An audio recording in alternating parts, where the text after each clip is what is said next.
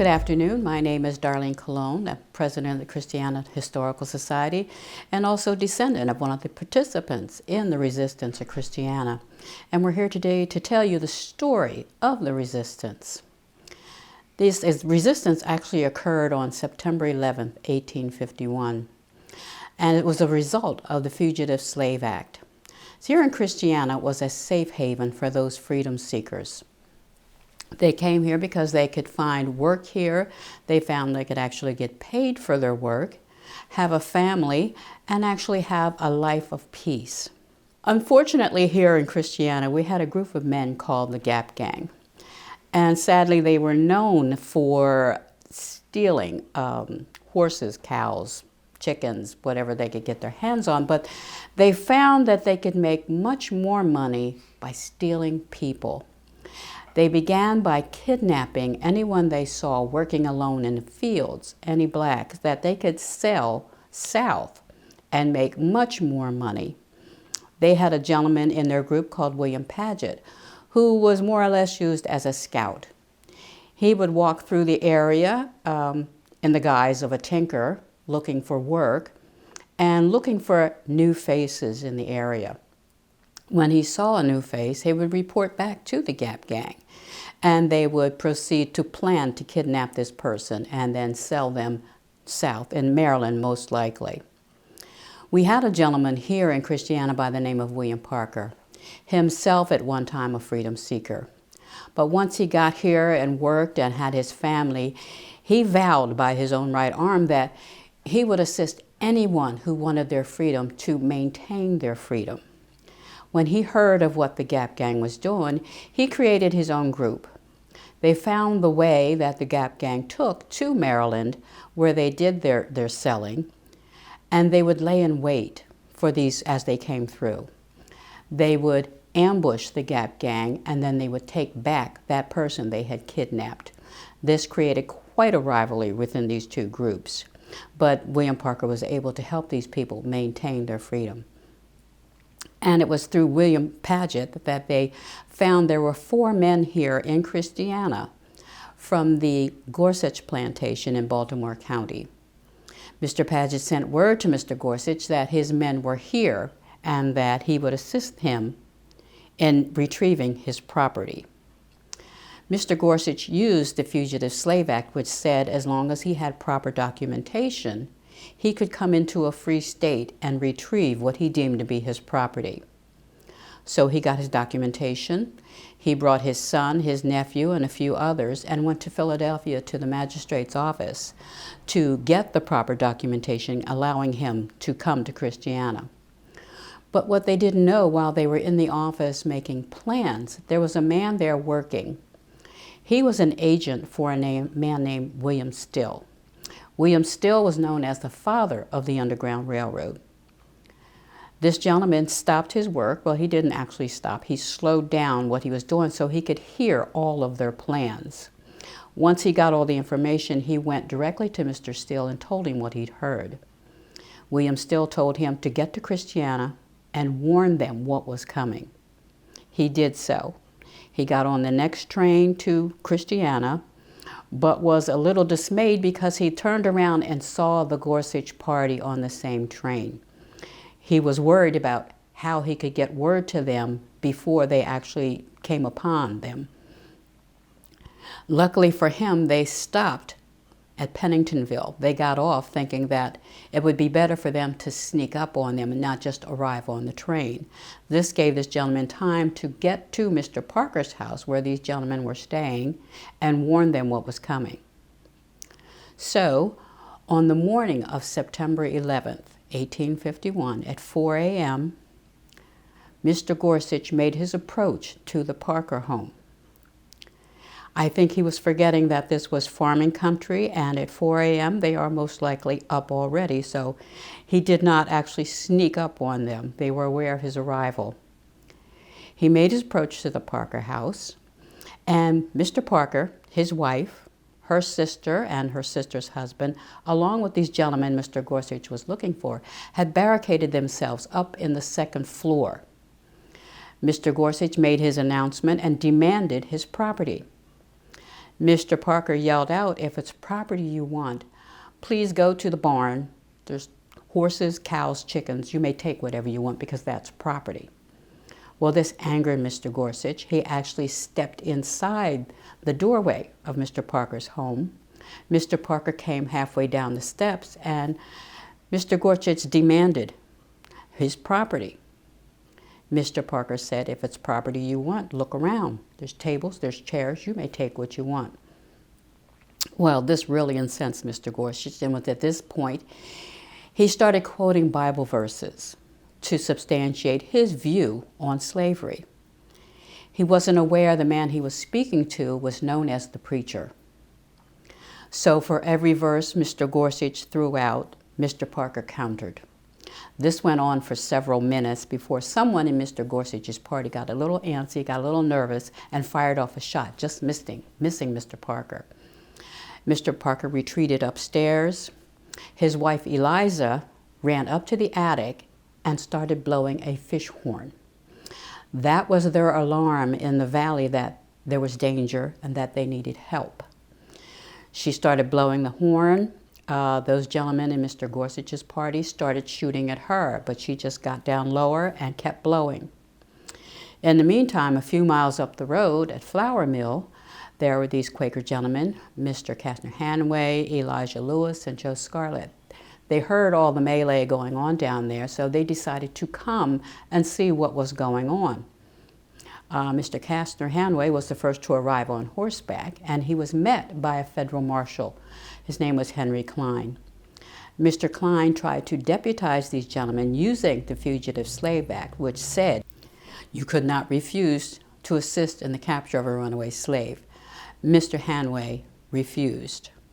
It was at this point that Mr. Hanway looked about and he saw coming through the cornfields men with rifles and pitchforks and other implements. And he looked at the federal marshal and said, "I suggest you leave because these gentlemen are willing to fight to the death for their freedom."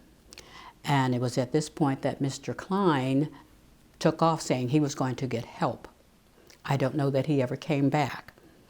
But it was at this point when the dust settled, they all came out in the field and they found one person sadly dead, and that was Edward Gorsuch, the slave owner. His son Dickinson was very seriously wounded.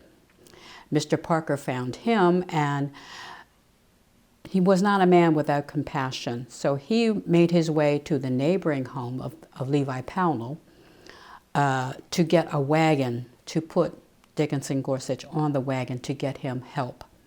While he was at the Pownell home, he was going through calling for help. No one was there.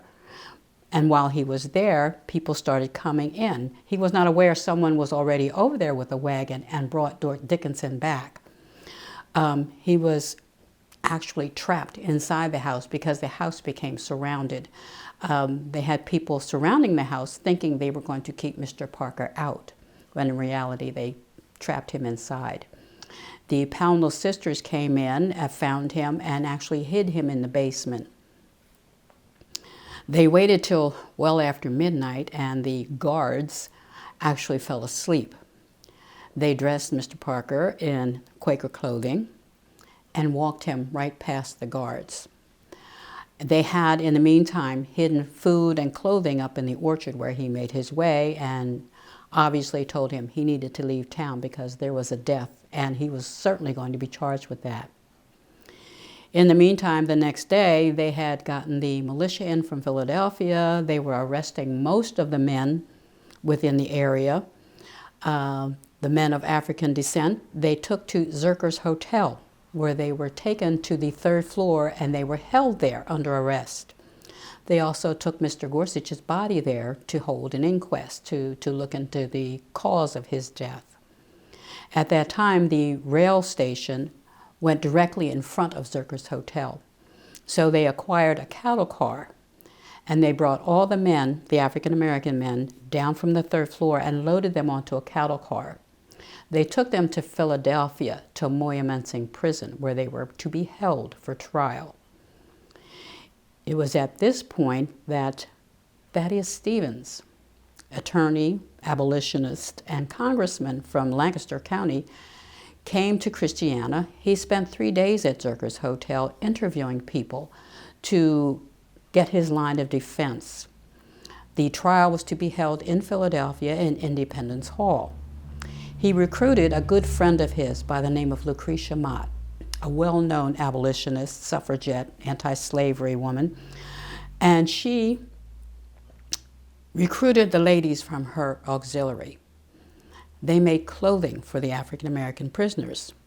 They dressed them all alike in blue overalls, white shirts, red, white, and blue neckerchiefs. And to add further insult, when they were brought into the courtroom, Lucretia came in with them and sat with them throughout the trial and knitted. Okay, with the assistance of Thaddeus Stevens and his friend Lucretia Mott, who they went through the trial, and when it was given to the jury, it actually came back in 15 minutes with a not guilty verdict. They were charged with treason, which was a federal offense, and the lawyers wanted to charge them with that because they said it would have been an automatic death sentence, and that would send the message they wanted to send throughout the North that you're not going to mess with the slavery. This sent shockwaves all throughout the South, and of course they were truly angered, especially in Baltimore County where the family of Mr. Gorsuch was, and in particular to his youngest son, Tom. Tom had wanted to come along on this venture. He was in boarding school. And when he found out about the death of his father, of course, he was grieving over that. And his roommate, his best friend, helped him through that grief. But when they found out there was a not guilty verdict and no one was going to be charged with the murder of his father, they became enraged. They talked about vengeance and what they would do and how dare they not be charged with the death of his father. We actually took a trip down to that boarding school. It is now a very fancy restaurant, but they still had the records of the boarding school from that time period. We looked at the records and we found the roster which stated young Tom Gorsuch. Okay, he was there. But we then saw the name of his roommate, a young man by the name of John Wilkes Booth, which sent shockwaves through us. The connection there was just unfathomable. We couldn't really look at that and how history played out because of that. But then we turned our attention to William Parker, who was making his way to Canada. Mr. Parker made it all the way to Rochester, but for some reason could not get across into Canada. And as luck would have it, or as fate would have it, he ran into a man who, they were children together on the same plantation. They were enslaved as children on the same plantation. And this gentleman helped him get across into Canada. And that young man turned out to be Frederick Douglass. So we've had quite an array of characters within this story.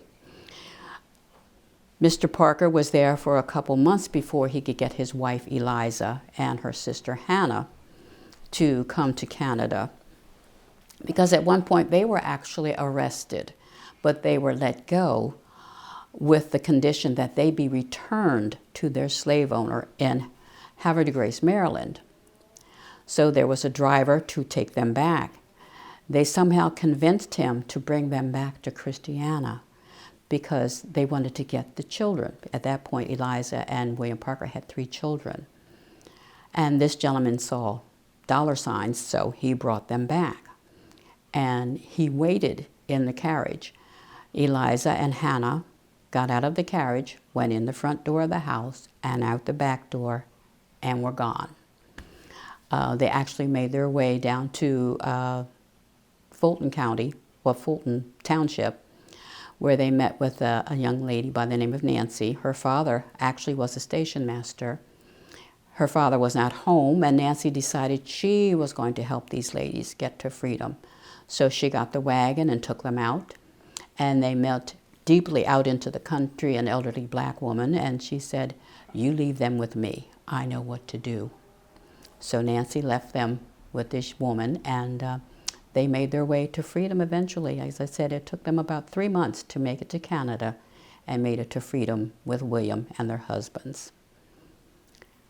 And that's where our story ends. Well, not ends, but a new beginning.